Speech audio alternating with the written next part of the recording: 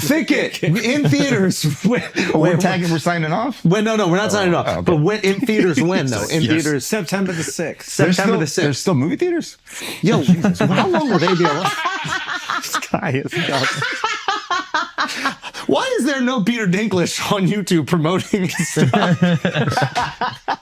Because the only thing he says, go see the theater. You won't bother, and there's no theaters anymore. There's a Jonathan.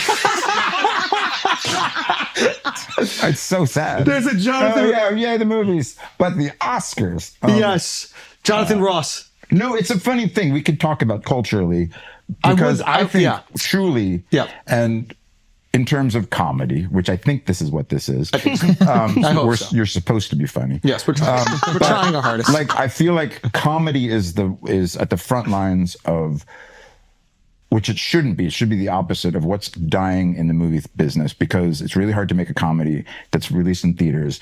You're right. And it shouldn't be, because you want the people around you to laugh and everything, but people are getting their fix from YouTube. From YouTube. Falling down the stairs. Let's get a little, I got my laugh for the day, like TikTok, my little laugh Instagram, quota. Yeah. And I don't want the long form comedy anymore, because I don't have because show me the laugh beginning to end. And like a Hal Ashby movie, even like, it just, I don't want to follow a narrative to get my laugh. I want a quick fix. It's a big investment. So we got to watch that. I think that you were onto something. I also think that I don't know what I'm onto, but I feel like you guys are all funny. We should watch that. International audience. That's what I was. They're fearful. Long form comedy is.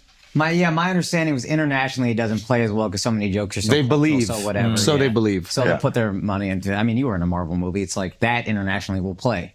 Comedy, you don't know if the joke is going to translate well in. But you need the patience for the that is what I definitely think that is a part of it.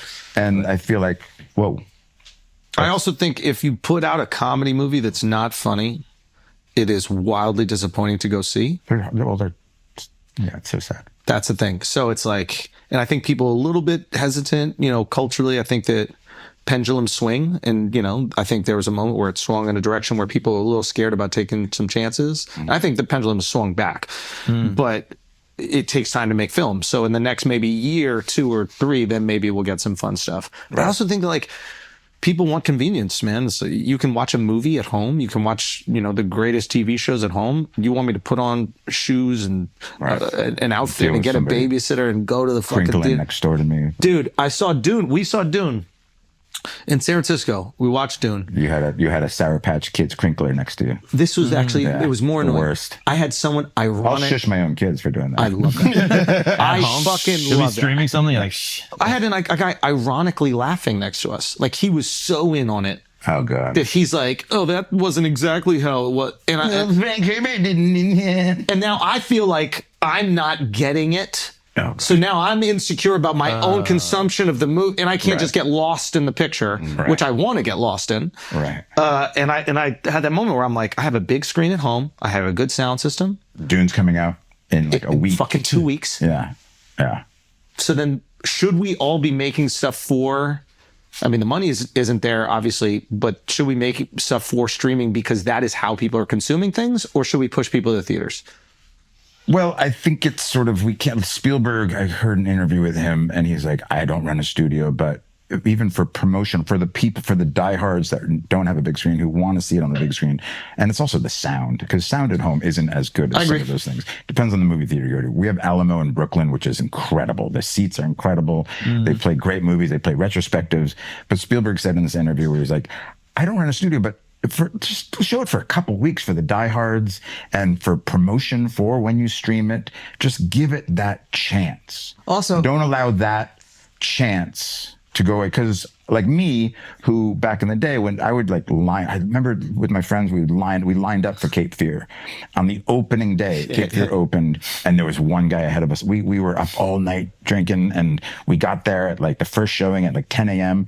and there was one guy in front of us already on the line who was like crazy, this middle-aged guy by himself. And you're like, oh wow, you're more of a diehard than we are. And that was the excitement. And it was communal. Yeah. Just waiting in line. Remember, I saw Star Wars 5 times when I was a kid. Yeah. And part of it was like, what number is this for you? The community of standing in line. It was so fun. Yeah, and that's what I was But we didn't have the thing at home. For stand-up, or I mean for comedy, so much of laughter is Communal. the contagiousness Yeah. of Right. it. That will never go seeing away. it in the theater with everybody laughing, and then you get to share that laugh, you'll laugh more than you will if you watch it by yourself. That's true. Yeah. I wish there was, and that's why live comedy, so much of it is better. So much of the reason it's better than Yeah. watching on TV because we get to share the laugh. Yeah.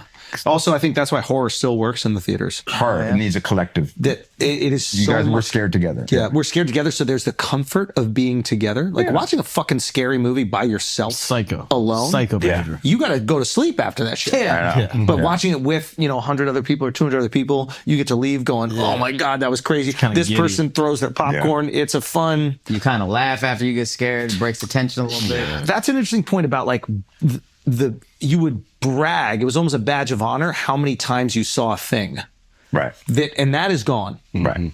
I don't think there's the redundancy anymore. Like, oh, I saw Titanic 5 times or whatever people ended up seeing. Right. I'm trying to think of a movie that I saw in the theater, like, and I was like happy to see it multiple So times. we also know about everything before we see it now too. Oh, you think too much is spoiled? Oh, definitely. So by the time the film is coming out, the internet has spoiled it. TikTok has spoiled it. All the writers have spoiled. Think about it. 1977, when I was a kid, I didn't know what a Chewbacca was or a C-3PO. So the first time you the see first it, you see, you're going, What the what is this? fuck? What? Oh, and it's almost like wow. I have to go and watch this again because now I know what it is, so I can. no, that's a fantastic point. The first time you were at the movie, It's the first time. your mind is blown. Yeah. Now we go into the movie in the same way you go into a restaurant. I already know the best dishes. Anything. I know what everybody Baby recommends. Yoda's going to be in this. But let's like everybody on the. I'm old. This is going to sound very old, but everybody on the dating websites. I've told you. I know it's mostly lies, but I've told you everything. Every about single me. thing about What's there to talk about? There's nothing, There's no slow reveal, and even that slow reveal is redundant because I and there's already nothing read everything. more romantic than the slow reveal. Yes, if finding something about somebody, it's the It's the Lewis and Clark of the bedroom. the adventure. yeah. That is. Yeah, you uncover a shared interest. You're like, oh, fuck. You just got even better. Oh my God, you love jean shorts too? Yeah. We're meant to be We're together. meant to be together. You didn't put that on your website. Yeah, That's a true great love. point. If I know everything, why do I have to get ready and go to the thing? If I knew nothing, everything I'm about to consume is going to be a surprise. Right. And that's what it makes sense why horror is. We cushion ourselves to not have the unhappy ending. Yeah. And sometimes unhappy endings in terms It's of important. everything is like really important. Now, think You're about going it. to talk about happy endings? No. I would love to. But think about horror still gives you that experience live because it's not Yeah. seeing a Chewbacca. It's the surprise of this person jumping out. So you Yeah. still get that surprise. Right. In most other genres, you're being tipped off to what's going to happen. Right. So what we crave is that surprise. Right. And if you're not going to provide that surprise, I might as well watch it at home. Right. And you want to rush to, with the horror, you want to rush to the theater because like the great movies like Sixth Sense and Get Out is like, you don't want it spoiled. So you have to forget that because you know that something is going to be revealed. And like with a drama or a comedy, it's like, It's it's revealed. different. So then if we know that will always be spoiled, then we have to change the way that we consume it or the way that we deliver it to people. Because you can't stop the internet, right? no, good luck.